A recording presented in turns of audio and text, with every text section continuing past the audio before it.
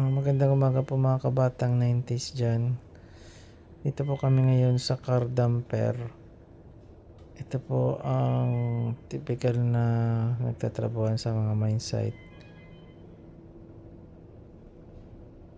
Ito po kami sa ilalim.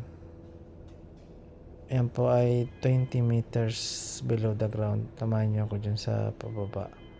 Yan po ay araw-araw naming naakyat baba at siguro matapos namin ng project ay malaki na ang muscle namin sa paa. Pinapagawa po pala ng client yan ay